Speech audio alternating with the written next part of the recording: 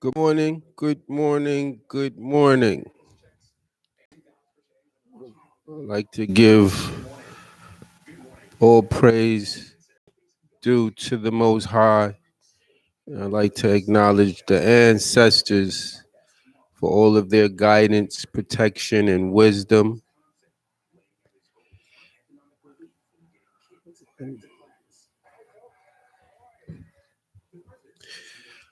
Good morning, my peoples. You already know who it is. You know who it is. It's your favorite mayoral candidate, Aaron Benjamin Miles. For the rise of the good people. This is my campaign docuseries that I call Before Becoming Mayor of NYC, Aaron Benjamin Miles, the 110th mayor of New York City. I'm back again.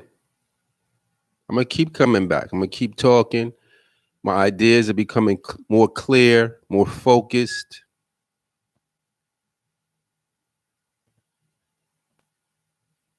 I'm very passionate about this. Very passionate about this. And so many things. Biden pushes COVID relief plan, $1,400 stimulus checks, and minimum wage increase. They seem to be wanting to give us a lot of stuff, people. Why is that? What's changing? Today, I'm going to focus on what I'm going to call collective accountability. Collective accountability of the good people. Because one problem out there is there being reports of some of our good brothers and sisters in the Asian community, the elderly people and stuff like that, being attacked. I don't know who's attacking them because in the videos that I've seen, the attackers are really covered up, even though everybody's covered up, wearing these masks and everything. But they're covered up, so I can't tell if they're black or white or what race or color they are. And it does make a difference. You might say, what difference does it make? Because again, we're in a weird time where the white agenda is very compromised right now. A lot of the control they usually feel so entitled to, it's been compromised because of an unexpected movement of unification within communities of color because of COVID-19, God's silent agent of death, and because of the collapse in their economy. Advocates of the white agenda are very concerned right now.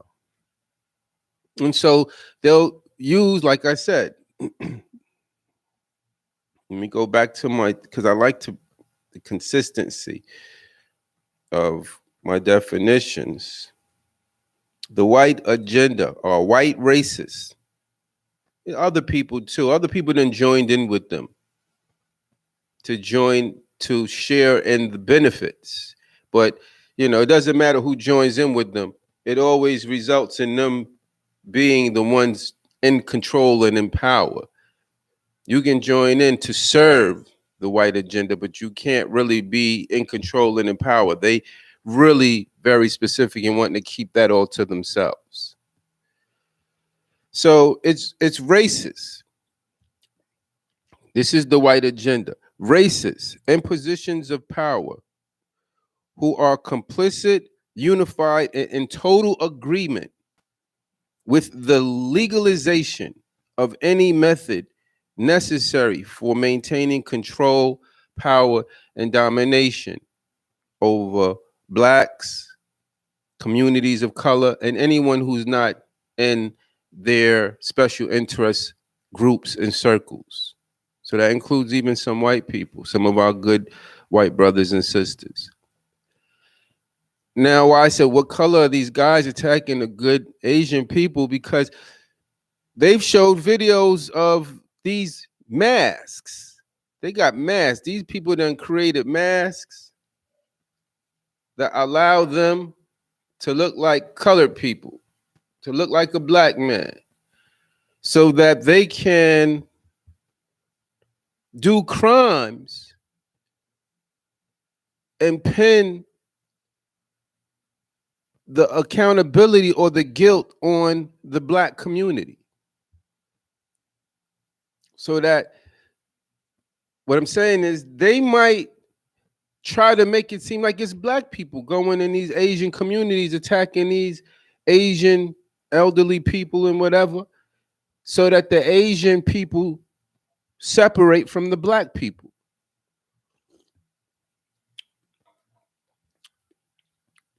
Because that's their method to destroy movements. When these movements of unification get too big, they use these very sophisticated techniques and strategies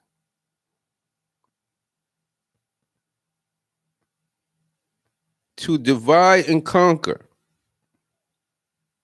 Sophisticated strategies to divide and conquer. So they'll send somebody and pose them as a black person, or sometimes they get these tamed Negroes who do whatever they say,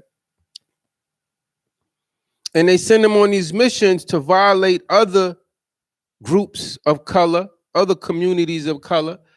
And of course, you don't know that this is being done as a strategic move to divide and conquer. So you just get mad and your frustrations is taken out on the group that you think is responsible for these acts of violation, right? And that breaks up our unified movement. That breaks up the unification. They did it with the Black Panther Party. No, not the Black Panther Party. They just attacked the Black Panthers. They did it with the gang era. They did it with Malcolm X, with the Muslims. They started doing things, sending letters, FBI, to make it seem like they were attacking each other, to make the black on black crime, to make minority on minority violence. I'm sure they do this and stir up the conflict in the jails, where they have full control and oversight of the activities and what happens. Because they don't want these groups unifying, finding common ground, finding common interests. So they do things that put them against one another, that breaks up the unification and puts them, each group, more vulnerable as a smaller group. See, it takes the strength away. The strength that comes with the unification, they eliminate. They dismantle by breaking the unified group into two smaller groups. And then as two smaller groups, they're more vulnerable. So we don't know who's attacking these Asian people and communities, these Asian people. And until we find out, we don't know how to really resolve it, because you got to get to the root of the problem, really, to solve the problem. Now, I'm going to go to this, what I said, collective accountability. And that is, we really don't want to depend on the police right now as it stands, because the police department and law enforcement is too compromised with the advocacy of the white agenda. The police right now are being used as a tool.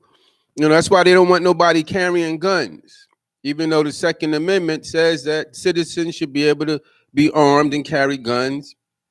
And the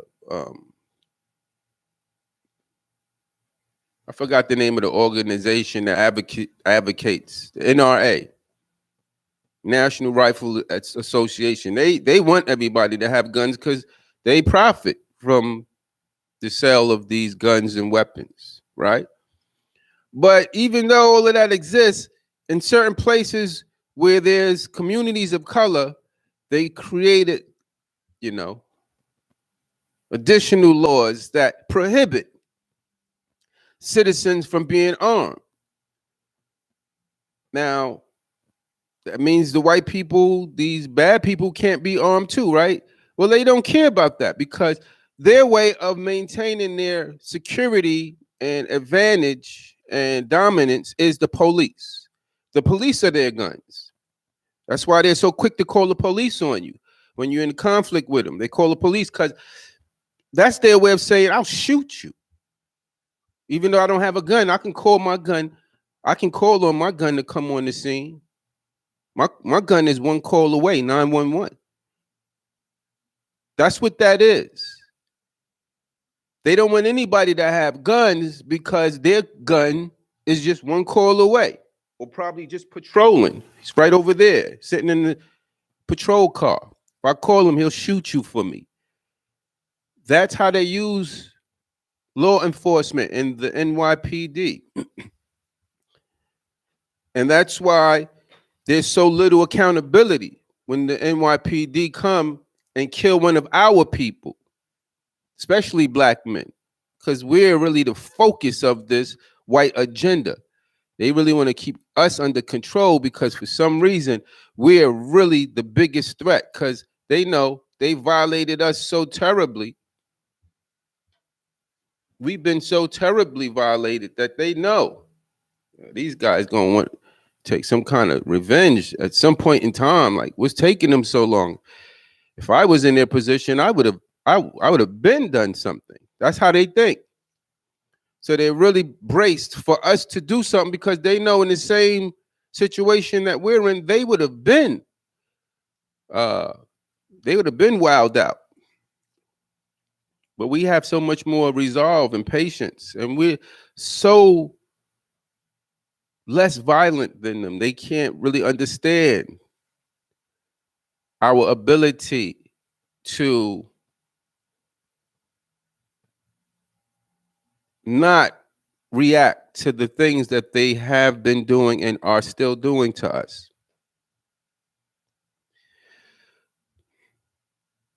But we have to have, within this new unification of communities of color, and knowing that we really don't want to use the NYPD to address our issues.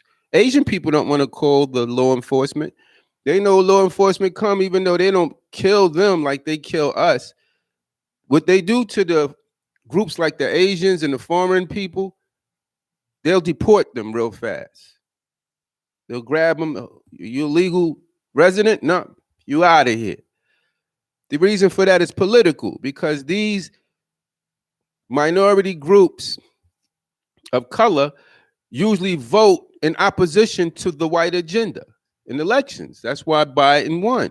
It ain't just black people that help elect Biden. It's all the different communities of color. That's why Trump was, before the election, he was really had this real push to evacuate all these foreigners. Get them out of here. They're going, elections coming up. You know who they're going to vote for? They're going to vote for them, for Biden. Get them out of here. Deport them all. Get them out of here. That's what that was all about, right? They don't support the white agenda.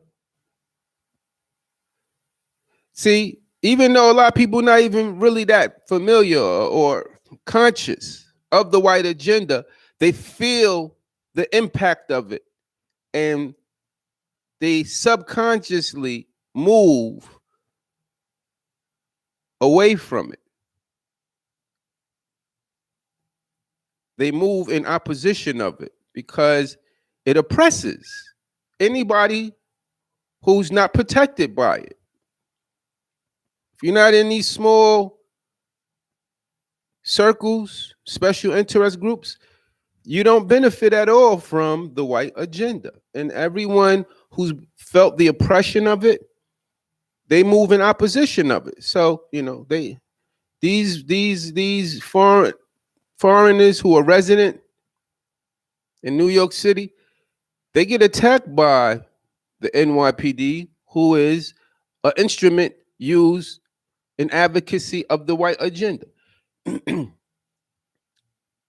So they don't really be wanting to call the NYPD or the law enforcement to help them when they feeling violated or when they have problems in the community. They'd like to take care of it themselves. But sometimes it'll be better if we all stuck together for all of these issues and we had some collective accountability for all of our unified communities of color, and all of these crimes that happen, like juvenile delinquents running wild and things like that, gang violence. We need to all come together and resolve those issues. If there's juvenile delinquents running wild, yeah, let's identify them. Who are the juveniles? Their parents can't control them. They need handlers. We're not going to use the police. We gotta handle them. The men, fellas, we gotta kind of start standing up. Now, I know, again, I'm gonna go back to the attitude of the good people. Even our men who are wolves out here that can handle these situations. Even our men who are lions that can handle these situations. They got lions and wolves out here. That's part of the good people. But again, same attitude. It's not my business. It's not my problem. I don't need to be getting involved. I don't need to be getting involved in these issues that don't involve me. You feel me? That's how bad things happen when you get involved.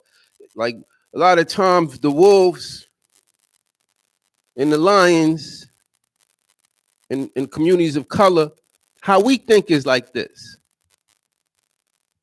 I see the bad thing going on right there. I see it. I could do something about it, right? But for one, it don't involve me. So that's one reason why, or that's going to keep me from getting involved. But the second reason is I don't know the whole situation. I don't know how it started. I don't know who's guilty, who initiated the problem. I don't want to go in there and get involved and help the wrong person. Because sometimes, it could seem one way, but then when you find out the details, it's totally, it gives you a whole different impression. Like, you might see a girl getting attacked, for instance, and she's getting attacked by a guy, maybe. Now, anybody might go, well, any girl getting attacked by a guy is wrong and you should go save her. First of all, anytime you put your nose in some business like that of some type of violence, you kind of putting your life in danger.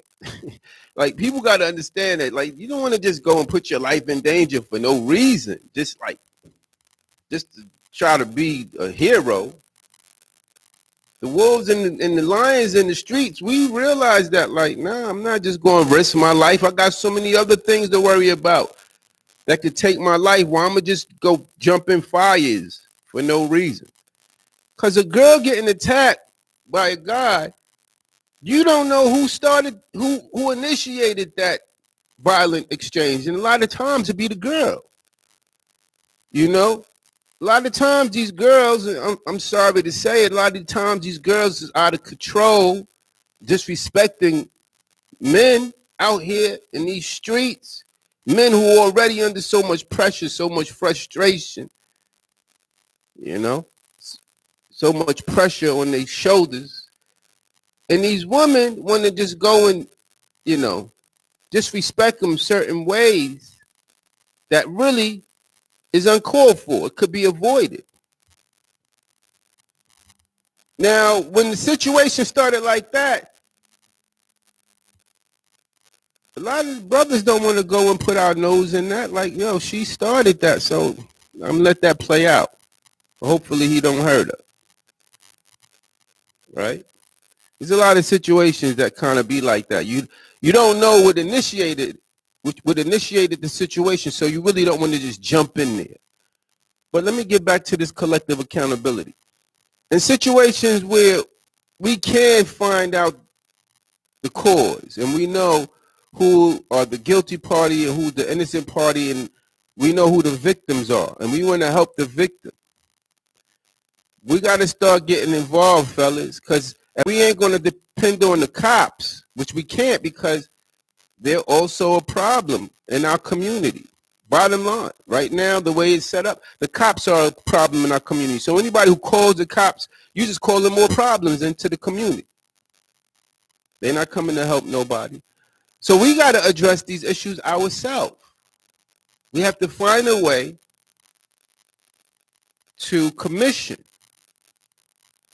some type of group or body responsible for maintaining order in our community. And this body should incorporate people from all of the communities of color. That's how you don't get these rival gangs. Every rival gang is a gang that consists of one group. A lot of times it's just one group, like a Hispanic gang, and then they rivals become the black gang. And then there's a white gang. Then there's an Irish gang. Then there's a Chinese gang. That's how these groups become rivals, because it's just consisting of their one group. We need to create a unified gang, a gang consisting of all of these communities of color. It's going to take the same interest in all the communities, because all the communities are represented. That's how the government needs to be. That's why Biden created his cabinet in that order. He picked a few people from all the different communities so that everybody can know their voice will be heard in his cabinet. Now, when I say let's get to the root of the problem, why are these boys out here committing these crimes? Why are these young people out here committing these crimes in the first place? That's the root. The root of the problem is economic inequity, lack of inclusion, lack of diversity in the economy. They know that. That's why they got this diversity, equity, and inclusion initiative that they just set off, because they see the violence is about to spike, because so many people are experiencing hardships because of the lack of diversity in the economy, because of the lack of equity within the economy, and because of the lack of inclusion within the economy. If you address the lack of diversity, equity, and inclusion in the economy, you will mystically, magically eliminate so much crime that you currently see. All these young people are just trying to find a way to survive. And wow, the wild youth, they're not going to sit down and submit voluntarily. They're not going to do it. They're going to find a way. They're going to find a way to make it. You feel me? And that's why these diversity, equity, and inclusion initiatives specifically focus on addressing their needs, their wounds, their pain, because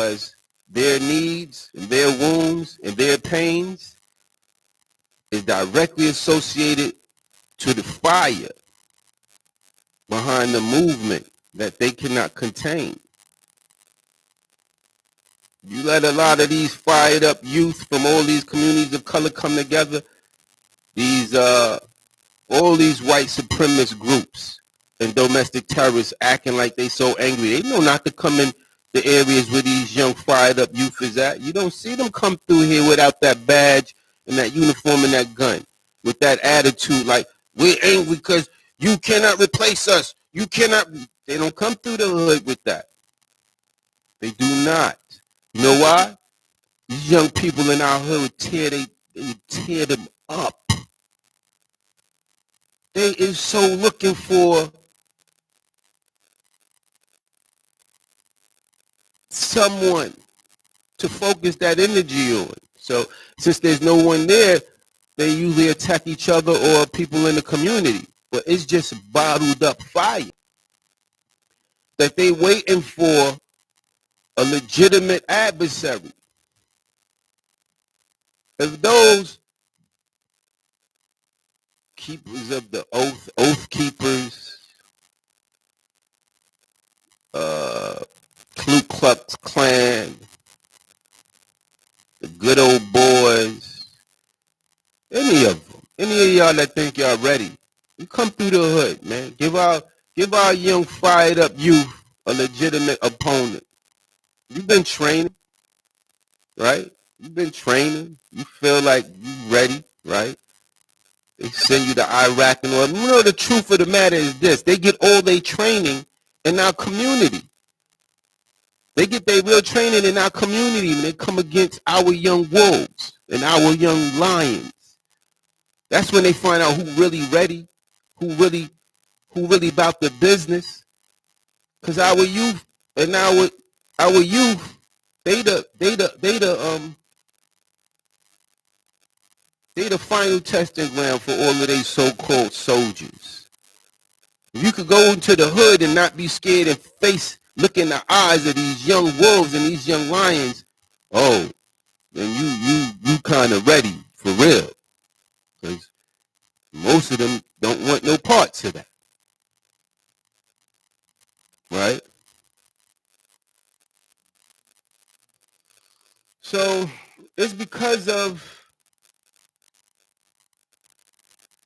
the pain, it's because of the suffering, it's because of the needs that are not being addressed of communities of color, that a lot of the crime that's committed is committed. But I have something that I want to lay on you right now. As mayor, I have a mayoral covenant for all my people in the streets. Now, this is my covenant to you in the streets. If I become the 110th mayor of New York City, and no mayor who's running is not making this kind of covenant, because they not on my level. None of these candidates is on my level, period. Right? They might watch me and get some ideas now, but they might be like, wow, giving $2,000 to the people one time, that don't compare to what he's talking about. That's what the, Wayne or Yang, the guy, the Chinese guy, the Asian guy that ran for president that lost. Now you want to come down here and try to run for mayor because you think you got all the exposure from running for president. It'll be easy for you to come here and convince all of the communities of color to vote for you for mayor. It don't work like that, my friend. You gotta earn our vote now. What are you going to do for us? Give us $2,000 one time? What about when that's gone? Then what? We're back in the same problem again. That's not going to work. But my mayoral covenant, this is what I'm planning on doing. My promise as the mayor, as the 110th mayor of New York City, I promise to remove all barriers to legitimate opportunities. Because you know, there's barriers. That's why the barriers. They're acting like they want to remove them. They're going to remove them temporarily. There's barriers to the diversity within the economy. There's barriers to equity within the economy, and there's barriers to inclusion. But my mayoral covenant with the street says, I promise to remove all barriers to legitimate opportunities within New York City in exchange for a pledge from the streets to abandon all street crimes, illegitimate behavior, and activity. Because while I'm mayor, I'm not having that. I want everybody that's committing crimes, when I become mayor, they're committing crimes because they chose to. Not because they had to. Not because they had no other choice. I'm going to give you a choice, my brothers. This is my covenant that I'm making with you as the mayor of New York City. I'm going to remove the barriers so that you have some choices. You have access to opportunities. You can find jobs that give you a good living, afford you a good living with your girl and your family. Wake up like a respectable gentleman and go to your job and get paid like all these white people been doing, right? In exchange for you avoiding, abandoning all these street crimes, behaviors, all the street crime behavior and activities. Leave that alone. We're going to make New York seem so clean. They're going to be like, wow, New York is different. It feels different, right? And I got all kind of ideas to create employment opportunity for everybody. And you don't even need that much. See, well, let me just focus on this for a minute. Okay? My covenant. Because that is the root cause of a lot of the crime that exists in New York City. It's because they have all these barriers to prevent diversity, equity, and inclusion within the economy. So most of our young people and just people in general and communities of color, you got to figure out how to survive some other kind of way rather than all the money that's made with this, humongous economy in New York City. New York could afford to take care of everybody in New York City. We got the stock market. We got Wall Street in New York. Wall Street makes trillions of dollars and don't pay no taxes. I got to stop too. They pay it. When I'm there, they pay it. New York City need that money now. You pay it when I get up in there. I don't care what these Congress people say, because every time I'm gonna have referendums all the time. Feel me? Because referendums is the main way to get all these politicians out the way. Referendum. Let the people vote on it. Let's see what the people want to do. You do a referendum and you muzzle all of these politicians that be talking about we gotta legislate. You legislate wages to increase the minimum wage. You gotta legislate and have it, and y'all never could agree on that. But you never legislate on the cost of living. That just goes up on its own, shooting to the moon. There's something wrong with that. Because everything has to be balanced, If the cost of living goes up, wages have to go up for people to afford this new cost of living that you just increased. You act like y'all don't know that because y'all good. We got all these people legislating on stuff that they're not being affected by the conditions they're legislating on. Otherwise, they would legislate different.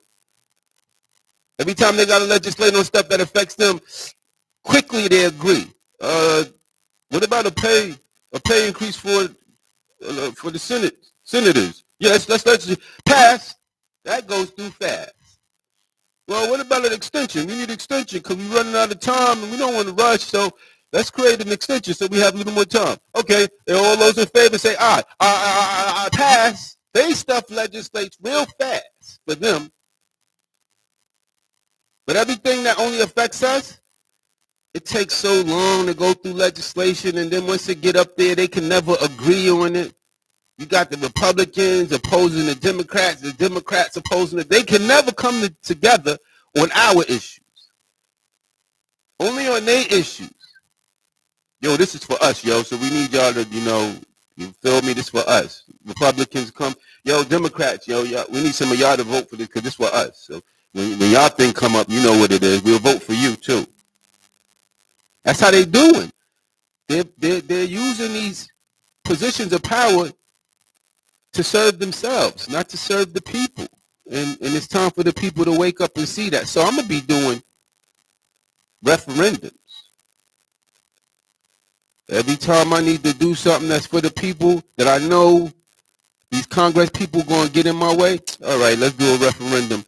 Because, that's my most aggressive thing because, I can't come over there and just manhandle you like I want to.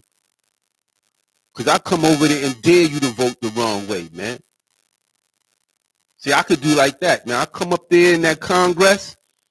I be in there with I bring a few of my boys from the streets, some wolves, to clean them up, make them look real nice and polished like how I'm looking right now. But I know they wolves. I know they savages, right? And when it's time to vote, all the people we know, see, the third eye let you know who's going to vote a certain way. They have a history of voting like that. I'll just send my wolves over to talk to them real fast. Yo, the vote is coming up, right? Yeah. Be watching me, man. You make the right vote, all right? Just make the right vote. That's all I'm telling you. You got to talk a certain way because they'll accuse you of threatening them and everything real fast. They real scary people that act so tough with their cops and law enforcement, but without all of that, they so scared. Especially when they facing the wolves from the streets. These wild savages. See, my people, we got to become intelligent savages, though. Yo, you know what to vote, my dude. If I see you, I'm going to check your vote. It's going to be on the paper. If you vote the wrong way, then, I'm going to come back and we're going to talk. You feel me? We don't have no time to be wasting with this, going back and forth with your games. My peoples is hurting, right? So, yeah, man, have a nice day, man. You feel me? They'll be voting the right way then, but we can't do that. They'll call that the same thing they call it when they do it to our people, voter intimidation.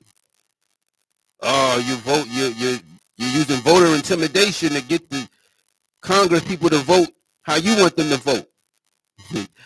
Oh, we can't do that because, they was doing that to us for like many generations. And so we just came up here. We thought that was legal. Yeah, but that's not legal. You can't do it here in the Senate. In the Senate, they always come up with some kind of excuse, right? That excuses them when they do something. But when you use it on them, they'll find the laws or something. No, that you can't use that in the Senate at 12 o'clock. Anytime between 12 and 5, that's not allowed on Senate grounds on Washington Street. They'll be so specific to make sure it applies to the situation. But that's my covenant, man, with the streets, man. Y'all elect me as the 110th mayor of New York City, and I promise to remove all these barriers, man, to legitimate opportunities within New York City in exchange for your commitment to abandon all these street crimes and behaviors and activities that I know most of y'all are doing because you don't have a choice.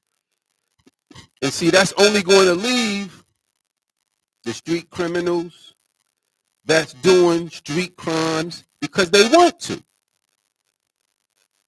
And see, once they isolated, see, then you have the criminals that's doing it because they want to, or they doing it because they have mental health issues.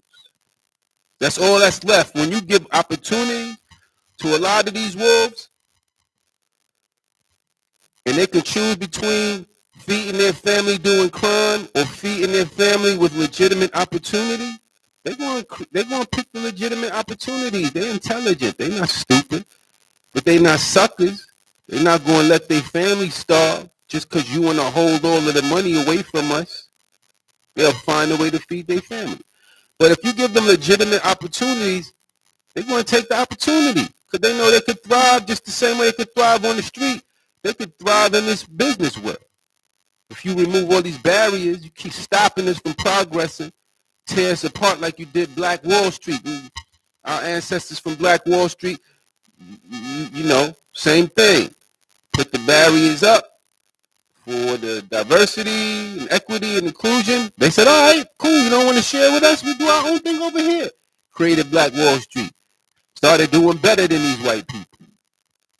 Started doing better than these white racists and domestic terrorists. They got so jealous, they went over in there and destroyed the whole town using law enforcement, military, airplanes, and all kind of stuff to come and help them tear up these people. Because when it started, those black people was ready to fight back, man. It was like, yo, we ain't going out without a fight, man. Forget that, man. We put all this work in.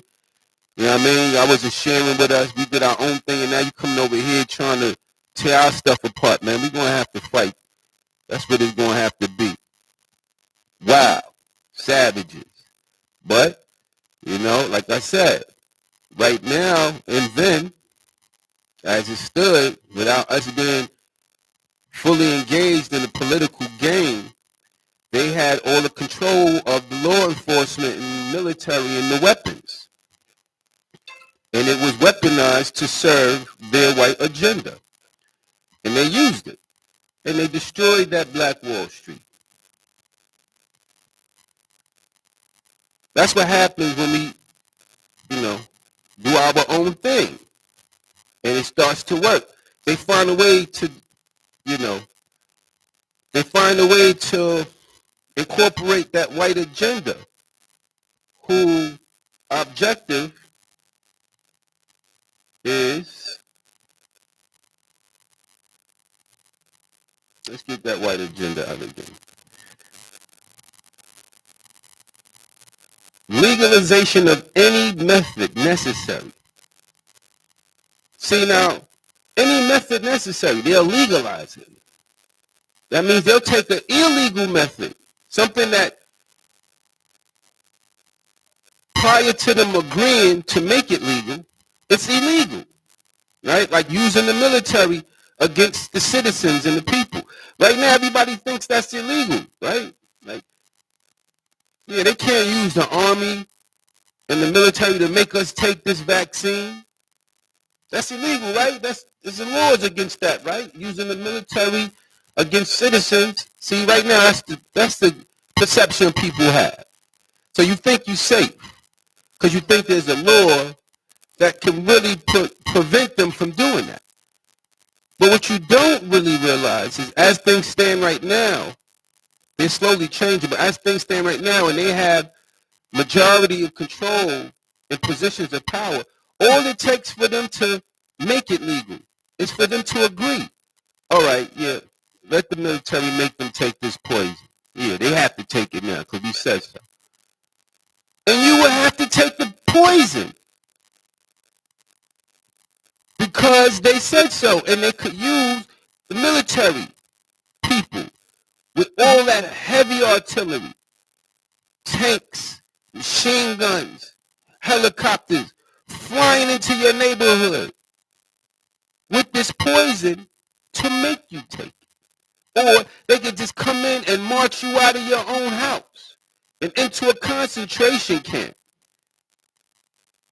where behind guns and all of this military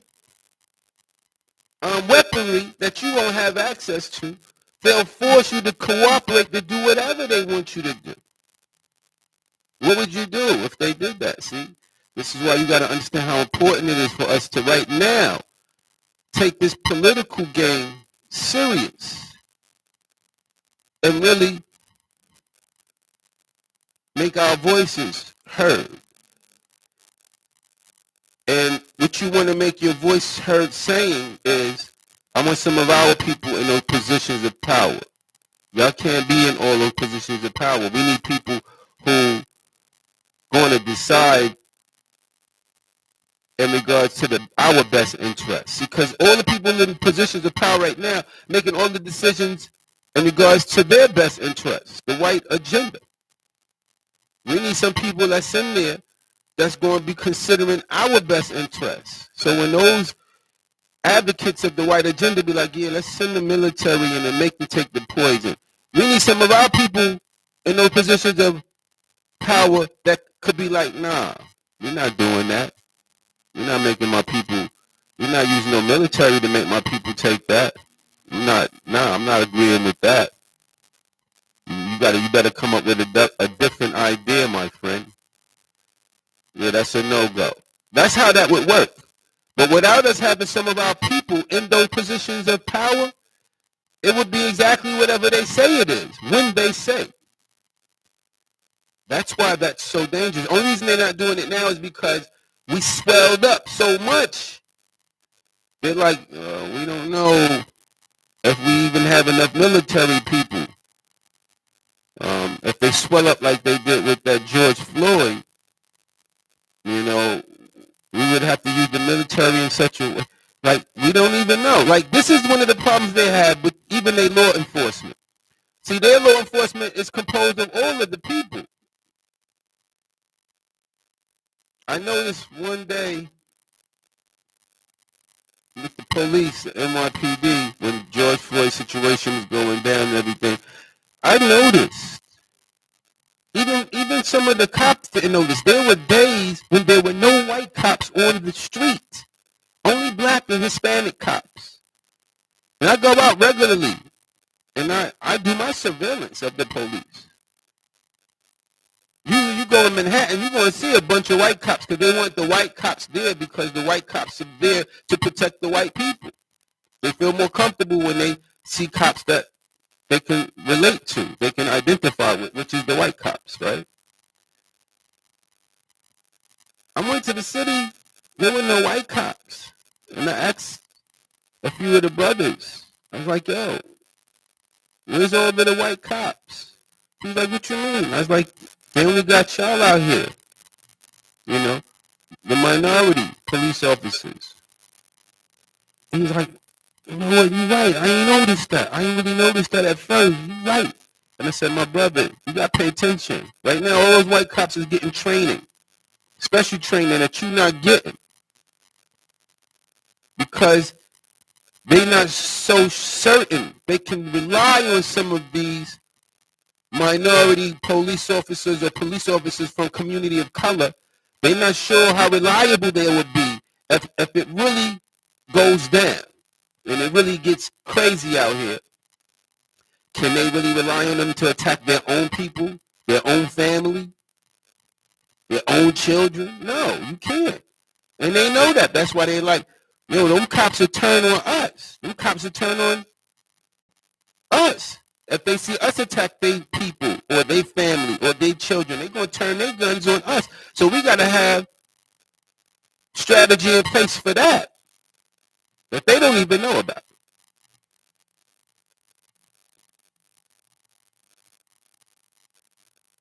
It's a lot of things going on, people. But we're in a very special time right now, like I said, and the Most High has us in his favor with this movement of unification amongst communities of color, sending the silent agent of death, also known as coronavirus, that's attacking and killing more white people than any group could ever do. Anybody else, they would have got rid of you with their military and their weapons.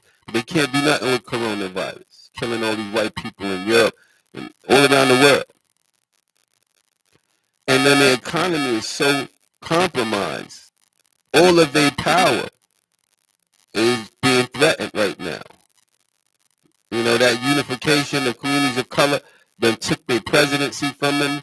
They took both houses in Congress from them. Smashed this Margaret Taylor Greene. She thought she was coming up to be the new Donald Trump. Nancy Pelosi took care of her quick. She got the power of the people behind her. She said, "No, you out of here. We stripping you of all your assignments and all your power." We ain't even hear nothing else from her, right? She looking for Trump. Everybody looking for Trump like he's the savior, like he going to do something because he got all of these Republicans that they see the most Republicans in history that ever come together, right? They're not paying attention to the fact that with all your people in attendance, we have more people than you. And that's one of the things they use for their strategy. They got to either outnumber you, they got to sneak attack you, or they got to have some obvious advantage over you that you don't have. Now, right now, that is law enforcement in the military. But that could change just by the people coming together, making their voices heard, and putting some of our people in these positions of power. And that takes that away from them. And then they really messed up. See, once you disarm this coward, then you can go to the negotiating table with him. As long as he got these weapons that you don't have, you can never negotiate with him. Because every time y'all disagree, he's going to pull out those weapons. That's his trump card right there. Pull out the weapons. Yeah. You don't want to agree? Yeah, but we got the weapons. We do that to every country around the world. Y'all don't want to agree? Bring the military. That's why they don't mess with China and Russia. Because China and Russia like, yeah, we see what you're doing. But now we got our weapons too. Yeah, we're not agreeing to nothing. If we don't want to do it, we ain't agreeing to it. So you just come on with your military. It's just going to have to go down. That's all. That's why they don't mess with China and Russia. China and Russia neutralize that advantage that they have with having more weapons. That's why they don't want Iran and these other countries. What's that country? Korea. Kim Jong-un. They say he's crazy because he want to create his nuclear weapon. They don't want them having the same kind of weapons because then you don't have that leverage anymore. Hold it.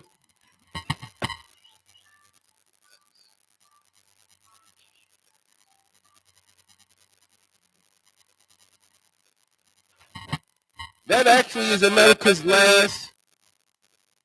that's their last standing hope, is having more weapons than, their adversary. But that's even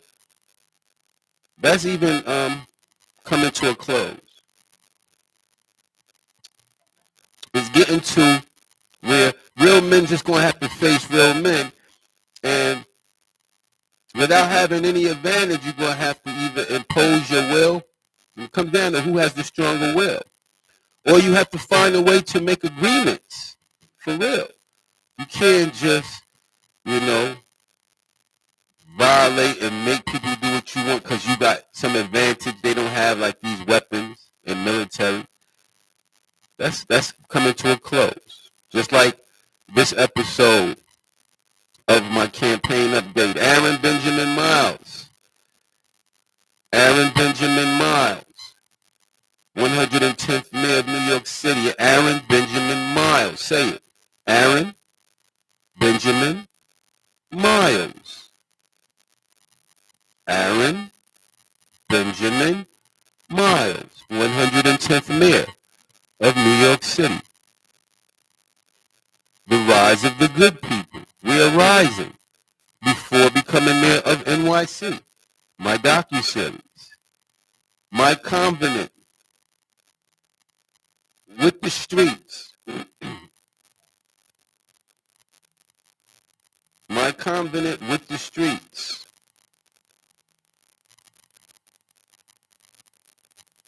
My mayoral covenant with the streets is, I promise to remove all barriers for all my brothers color, I promise to remove all these barriers, all these advocates of the white agenda, and these white supremacists, and these people that stand in the way of you being able to make a legitimate legal living to feed your family. I'm moving them.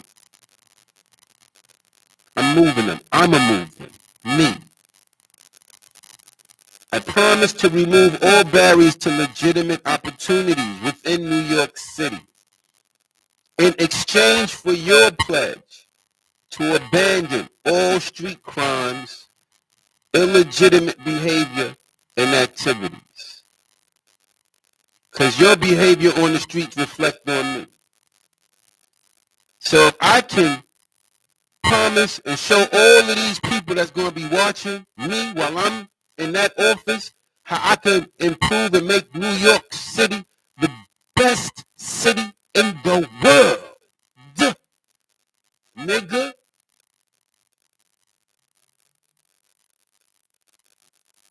The best city in the world. Everybody going to want to come to the United States, but everybody going to want to come to New York City. Because they're like, yo, look what he did. New York City is so dope. It's the best. I want to live there. We're going to have a waiting list for people to be able to visit over here. I'm going to tell y'all about some of my plans in my next campaign update. I'm going to tell you some of my ideas, how to address unemployment, how I'm going to address unemployment, how I'm going to address homelessness, and how I'm going to address the mental health epidemic that they say is having such a big impact on New York City.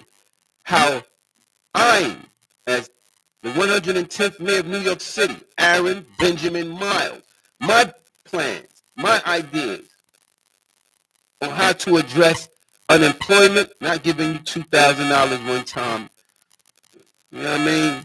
That's trying to buy your vote straight up. That's all that is. Trying to buy your vote for $2,000. Man, get out of here with that. You got to come with way more money than that. Give everybody $1 million. You know, I'll drop out of the race and I'll advocate your campaign. Give all the people from my community who you want to vote for you $1 million. And I'll be like, you know what? I'm out of the race, y'all. Vote for this dude. Get your $1 million. I'll run for the 111th mayor of New York City. I'll run after he's finished. You feel me? $2,000. Man, get out of here with that, man. That's going to be gone in a week. You know how my people spend money? That's gone in a week, man. They're going to go on a shopping spree. They're going to buy lobsters. They're going to buy all these things that they like having to try to make the best of life, you know, for a very short period, as long as that's going to last, like a week.